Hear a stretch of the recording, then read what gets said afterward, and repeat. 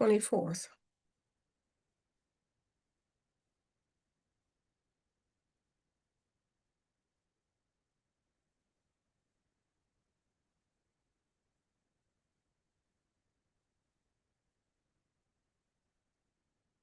Okay, you're live, Delegate Patterson.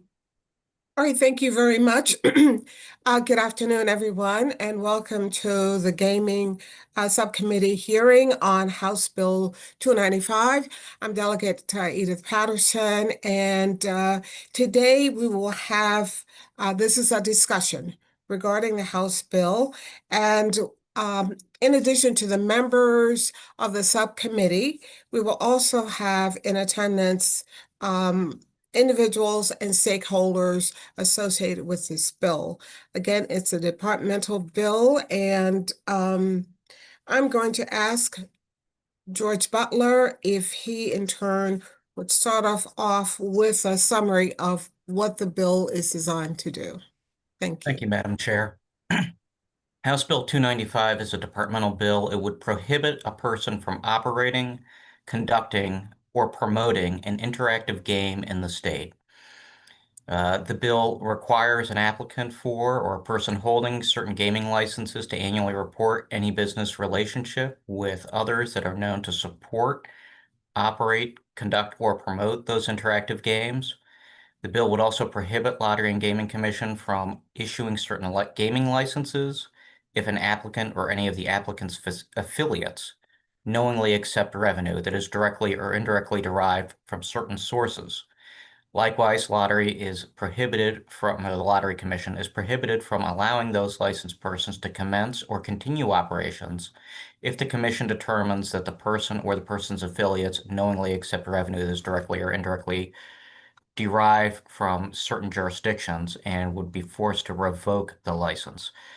For purposes of the bill, an interactive game is defined as a game, contest, or promotion that is available on the internet or accessible on a mobile phone, computer terminal, or similar device that utilizes multiple currency systems of payment, allowing the player to exchange the currency for any prize or award or cash equivalents, and simulates 1, casino-style gaming, 2, lottery games, or 3, sports wagering.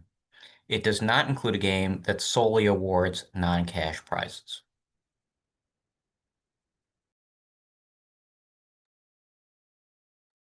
Now, reminder, the bill was heard on February the 5th, and during that time, there was a lot of discussion, both persons who were testifying in favor of the bill, as well as there was discussion regarding unfavorable unfavorable passage of the bill. So the discussion today is really to answer questions that members may have. I have one. Georgia, you can probably you will answer, I believe.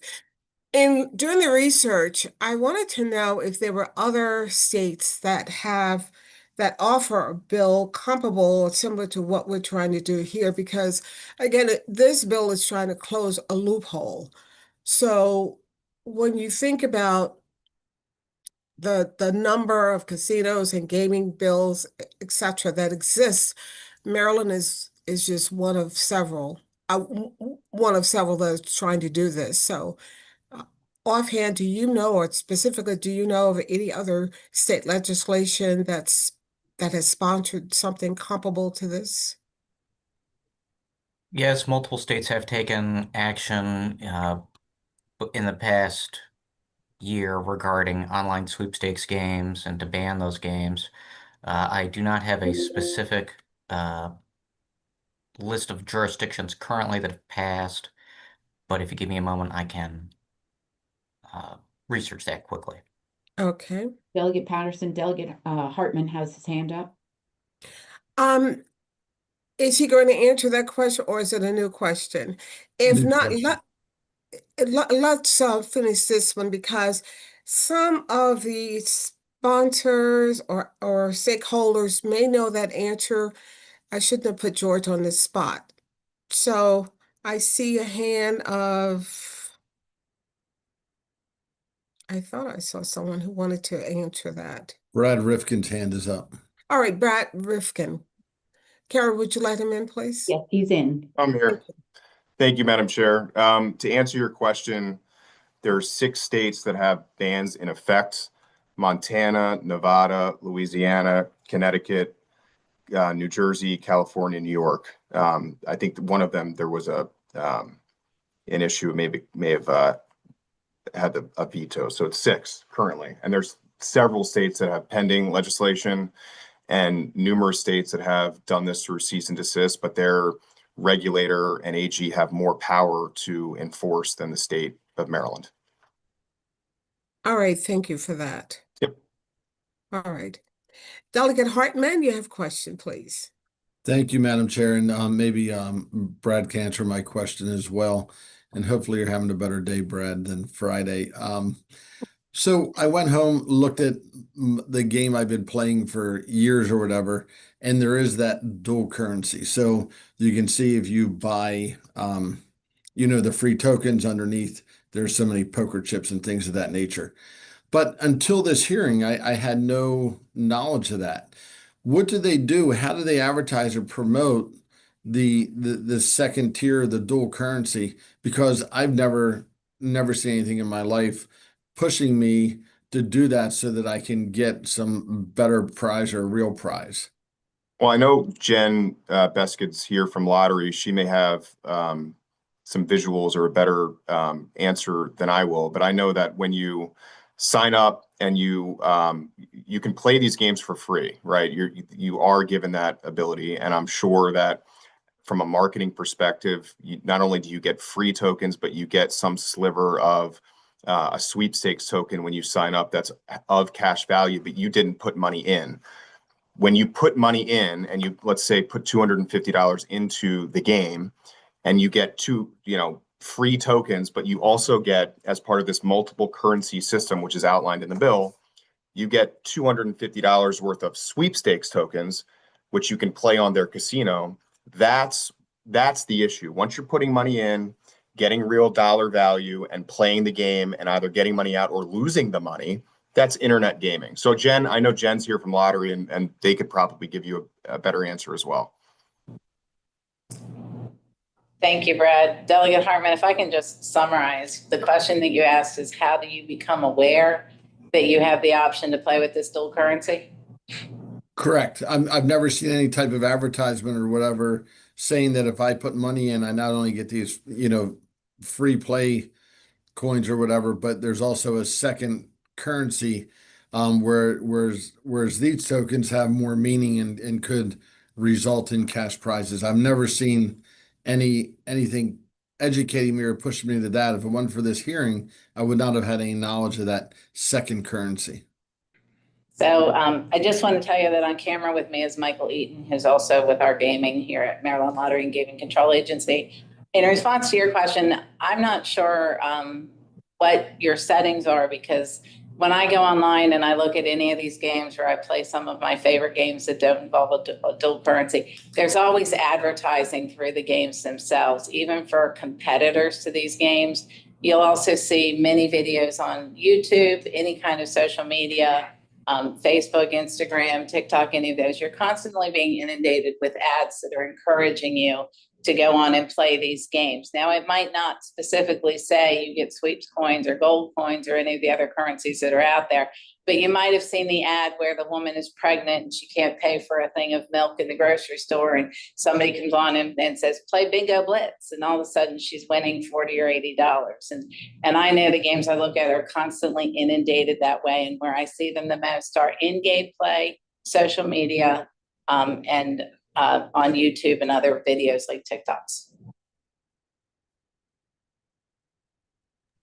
Okay, thank you for that answer.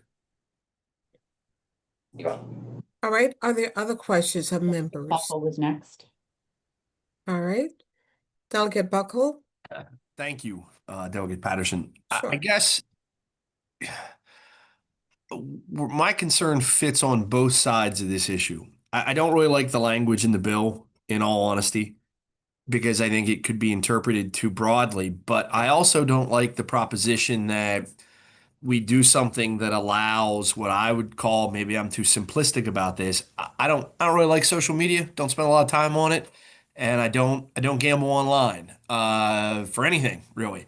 So maybe I'm not nearly as sophisticated as some in this field, but I do read pretty well, and I think I have pretty good logic about this.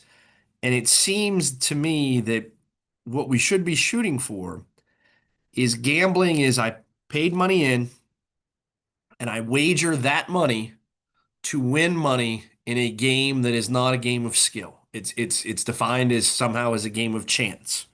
It's something that has this randomness to it that's computer generated or not, just like I would at a casino spinning a roulette wheel or how the cards fall or a slot machine or whatever it may be. Those things should be banned expressly. But things where I don't have to put any money in, I can just play for fun, and I perhaps win a prize because I get lucky. Or where I do put money into play, I want to play. I'm doing it for fun, but I enjoy the experience just like my son would enjoy buying a video game. And he, maybe does things online with Roblox, and you had to put money in to keep playing Roblox. He doesn't get anything for it, anything of tangible value. Um, and that to me is where we have to fit the center line. We can't go and allow games that are just really you're gambling. We shouldn't do that. But we also can't go so far with our language that we're banning things that hundreds of thousands potentially of Marylanders are using every day that they don't view as gambling. They're not putting money in or they're not getting money back. How they use the game, so to speak. And so, is there any openness from the administration, the bill proponents, to really rework that language? Because I want to stop what I think the proponents of the bill want to stop. But I don't want to just go so far that it creates confusion about what is and what isn't. So we talk about casino style gamings. I don't really care what the game looks like. I just care about you're not allowed to pay money to win money. You can pay money to play, and you can win tokens, virtual things within the game, and you can become the king of Candy Crush or the king of casino roulette that doesn't really pay you money. If that makes you happy, you can pay to do that. And they can make money through advertising and other things on their social media sites. Uh, and I don't want to ban people that are like, I don't pay anything to play. I just play for fun, and maybe I'm good at it, and I get lucky, and I win a prize. The same that you would in a variety of other settings. Can you walk me through what the distinctions are and how we can make that work? Jen, you want Uh, to answer that or someone yeah. else? Okay, great. Yes, thank you, Delegate Patterson. And Delegate Buckle, thank you for your insightful comments and question. I think one of the things that's gotten lost in this bill hearing when we were in front of you a couple weeks ago is that the commission already has the authority under criminal law article 12113. It's a decision by the State Lottery and Gaming Control Commission shall be the final determination as to whether a gaming device being operated in the state is a legal gaming device. And so this bill comes from when there were standalone games, when the state police could go into a facility and they could pile up games, and as a former state trooper recently told me, could run them over with a bulldozer at the end of the month. And so what's happened is we've gone away from the physical standalone games and we've gone into the online platform. And the commission's authority to determine what is an illegal game exists. But what we're challenged with is how do we enforce what that illegal game is in the internet? And so I think that the language can be very clear in that any game played online that requires consideration, chance, and reward would be considered an illegal game. And I think the commission has done a good job at determining that since we began issuing cease and desist letters in 2024, where we have not issued cease and desist letters to the Candy Crushes of the world or any of the other games that people play truly for fun and not for payment, chance to win, and then ultimately a reward or, a loss of funds. And so this bill is not intended to ban the Candy Crushes. It's intended to give the commission the ability to have an enforcement of illegal operators in the state, which we did not have when there were no online games.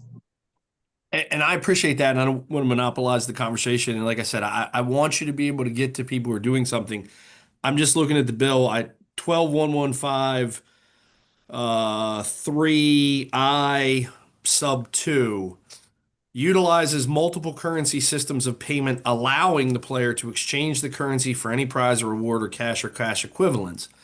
That to me is susceptible of, it's not very clear. To me, it's just clear to say you have to pay to play, because they could utilize a multiple currency system, but you didn't put any money in. You chose to just play for fun.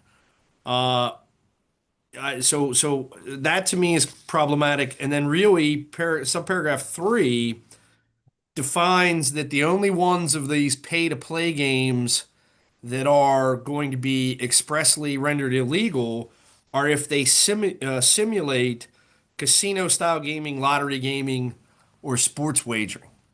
And so I couldn't program, my Mac, from the 1980s. So don't look to me to figure out how to do this. But I know there are very smart people out there in the world who will get around this if you just say what simulates casino style, lottery style sports wagering, and they'll create something that's totally different. That's like, hey, you sit here with your finger and you shoot ducks out of the sky.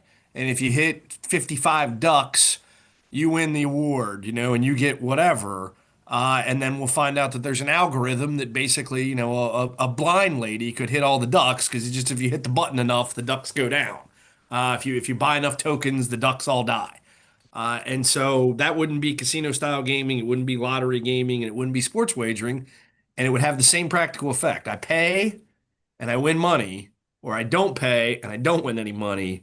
And that's my only concern, is just working with the advocates on both sides of the issue to clean up that section 2 and section 3. It's not to suggest these things should all be legal, because if you're paying to play, they shouldn't. And it's not to suggest that, Candy Crush and those types of things are the goal of the legislation. I know they're not. And I think we'll make legislative history very clearly on that. But that's my only concern. I'll certainly turn it over. I know Delegate Ebersol and Hornberger and others have. Delegate Buckle, questions. just on the one piece that you mentioned on the multiple currency, because it's a good question. My understanding is New York, who passed this bill in a very similar way, included language that's basically said that the regulator shall determine what qualifies as a dual currency system.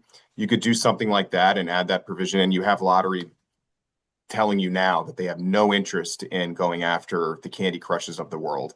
So allowing them to promulgate regs and create, a clear path for what we're talking about might be a helpful solution. As to your other point, I'm sure Lottery can talk about it, because you're right. These are sophisticated entities that will try to work around, as we've already seen. All right, I appreciate that. we've heard that. Jen, did you want to respond to Delegate Buckle or?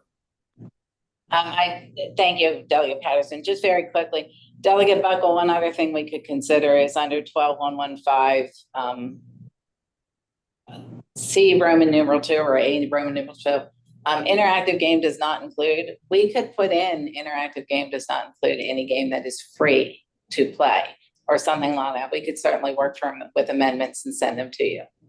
That's helpful. So you're doing it down at the bottom where you're just defining what it is. So something like that may be helpful, and the committee can at least keep talking. It's obviously not my decision alone, but I just wanted to bring that out, that's where I see trying to find the dividing line between what we can all agree we don't want that versus what we should all be able to agree that seems fine and that's overly restrictive. So I appreciate it. All right, thank you so much. That's why we have the experts here to answer some of our questions. Delegate Hornberger, followed by Delegate Ebersol. Thank you, Madam Chair. During the bill presentation, I had, brought up the scenario whereas there's an ad that pops up and that ad might directly relate to the product or not, and you can click on that ad and go purchase something. And then as well as the Publishers Clearinghouse lawsuit, and I think the the director had said he'd get back to us with an answer on that. Does this bill touch on that model? Delegate Hornberger, thank you. This bill does not touch on that model. I do have the response. I unfortunately do not have it in front of me, but I will send it over to you if that's okay. Yeah, if you could email Thank to you. us. And then the second question is, some of these games, I know some of my friends play.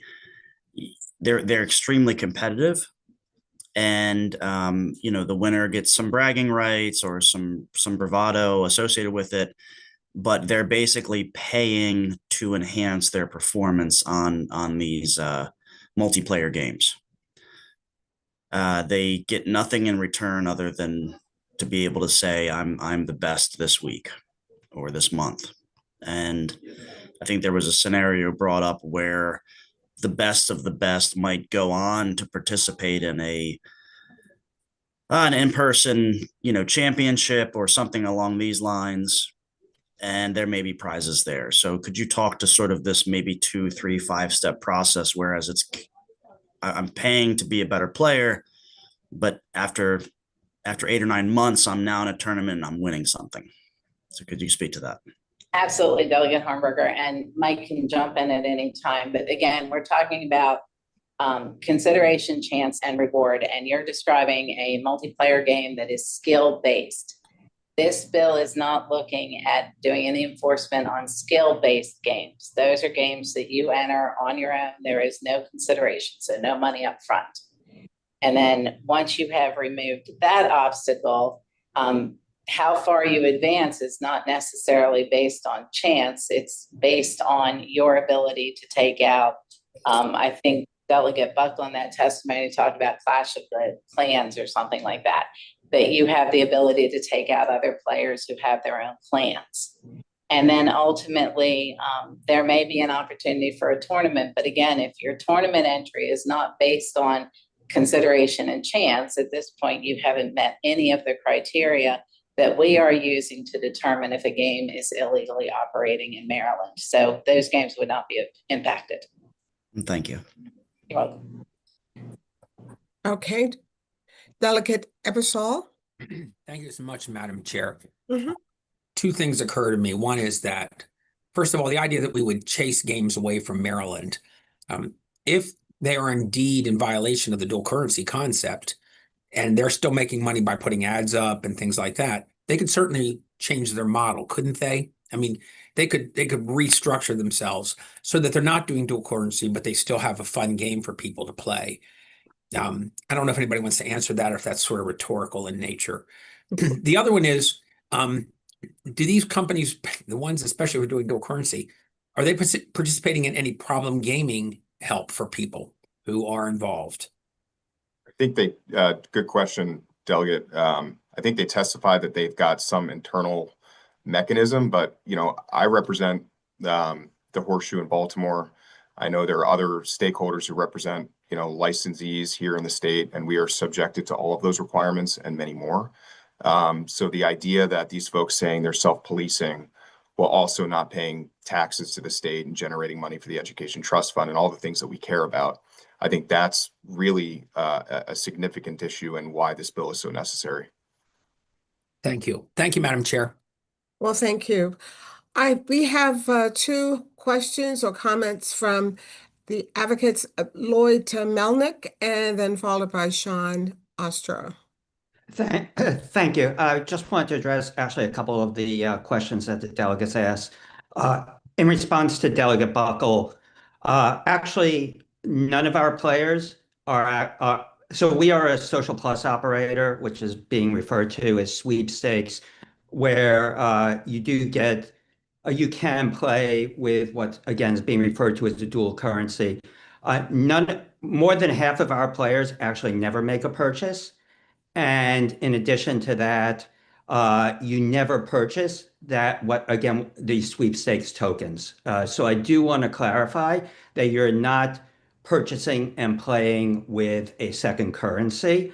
I think there's a little bit of a misperception there. And then in response to the last question, We have been operating, and I can speak for us, and I think Mr. Ostro is going to be speaking next for a trade association that we're a member of. But we've been operating responsible social gameplay since I've been with the company for 7 years. Before I got there, we have more than 20 social workers on staff who manage the process. We have in-game player limits, various tools that protect the players.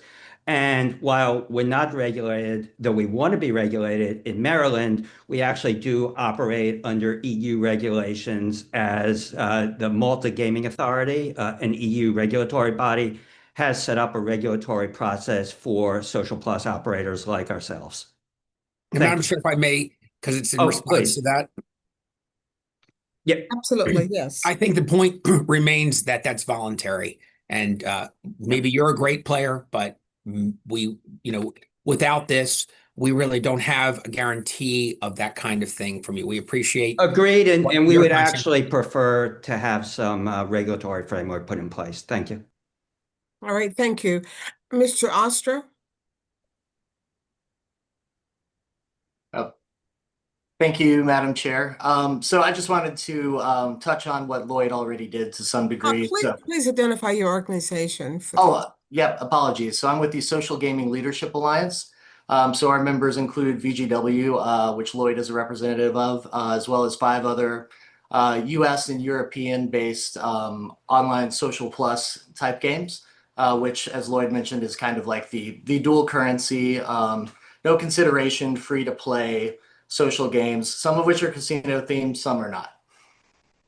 So we are a trade association, Madam Chair. All right, are you responding to a question that was raised by one of the members? Yes. I wanted to respond to Delegate Ebersol's question about the responsible social game play and the protections there. So admittedly, yes, this is all very voluntary. We have an internal code of conduct in which all of our operators are required to do certain things, certainly verify age and identity when you're playing these games. We also have consumer protections in place, limits on gameplay. You can limit the amount of time that you spend on the games, the amount of purchases that you would be potentially inclined to make on either a daily, weekly, or monthly basis. You can self-exclude from the games entirely. So really what we do models pretty much everything that things like online sports betting, which is currently regulated in Maryland, we do all of those same things. This is all voluntary, of course. What we would like to do and what we have put forth is an alternative to a ban. And again, I'd like at some point to touch on the definitions here because I do feel like they're somewhat vague. You do, create the risk of creating somewhat of a whack-a-mole situation in which you have something that might be ill-defined and then people find a way to work around it. What we would propose is that we have a broad definition that would cover all of these types of games, anything that might have a prize of any kind, put in age restrictions, put in those consumer protections and codify those things so that people know that there are trusted sites out there and they know which ones to go to. And then it'll be much easier for the lottery and the attorney general and other law enforcement to know which are the bad operators who are not. All right. Thank you so very much. Now, remember, it's not for a long discussion. It's really you're here to answer questions that the members may have. And so we're not going to rehear the House bill again. Thank you so very, very much for your comments. Understood. Thank you for hearing me. You're welcome. And the last, I thought I saw a hand of Ms. Blair Ennis with the problem gambling. Do you still want to respond? Hi, yeah, sure, thank you. Sorry, my video is not working for some reason. But yeah, so I am with the Maryland Center of Excellence on Problem Gambling. I specifically wanted to just mention, I can't speak to what these organizations are doing around responsible gambling, but I can tell you that the center does receive helpline calls from people who are participating in these. Our 2024 prevalence study, we actually had a pretty significant increase in people who reported that they had ever participated in these online casinos. It went up to 23%. Ms. Blair, excuse me, are you responding to a question that one of the delegates offered? Yeah, sorry. My point was that the center is offering responsible and problem gambling support to people who are experiencing problems related to this issue. So I just wanted to let you know that people were calling into the center about it. Thank you so much. As members, are there further questions you have? This is our chance to really review and answer the questions that you may have had as a result of the February 5th hearing. I did have one last question here. Yes, Delegate Hornberger. Thank you, Madam Chair.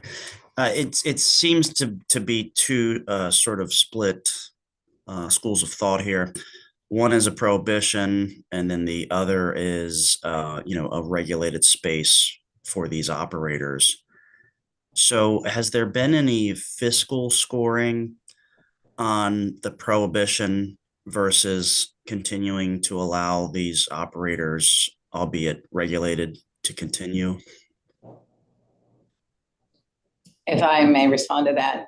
Delegate Hornberger, the numbers that we are seeing are coming from the American Gaming Association, and they're saying that the revenues that are being generated by these companies that are offering online gaming that is not regulated are diverting as much as $15 million a year out of the state. The national numbers are in the hundreds of billions. And that's for national, but statewide, I think it's $14 to $16 million in revenue is lost or diverted from the state because we do not have online gaming. And so the operators are offering an illegal product.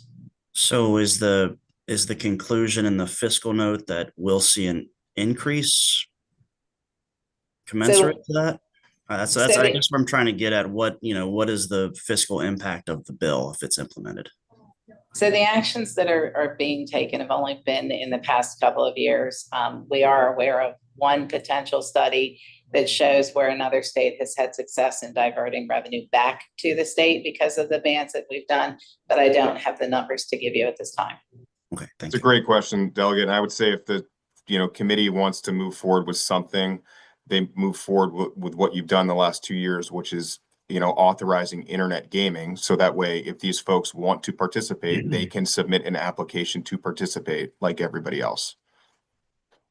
Yeah, that's outside. They want a jump start on internet gaming is what they want. But okay, I think some other folks have some questions. Thank you. All right, we will get that information to you, Delegate Hornberger. Delegate Ebersol. Thanks, and I think this is another one we'll have to check out. I almost thought Hornberger was asking this, but maybe he wasn't. I think, we really do gaming in this state because we're interested in collecting revenue. I'm wondering right now, as they're operating, what revenue are we collecting from their practices? In other words, what do we get for the fact that they're doing this? $0. Is that accurate, Jen? Do you think that's right? I'm sorry, Madam Chair. May I ask Jen that question? That's a follow-up question to her, and then yes. Thank you, Delegates Eversole and Patterson. We are not aware of any money that is being that's coming back into the state. In testimony, I know that some of the opposition to our bill did state they were generating funds that were coming to Maryland, but we have not seen them and we're not aware of them. Thank you. All right, Mr. Melnick, do you have a response to that question? Yes, I just wanted to say that VGW with our social games, we are paying state sales tax on all purchases from our games in Maryland. I don't know the total amount, and I know at least some of our competitors are also paying sales tax. Okay, Mr. Ostra.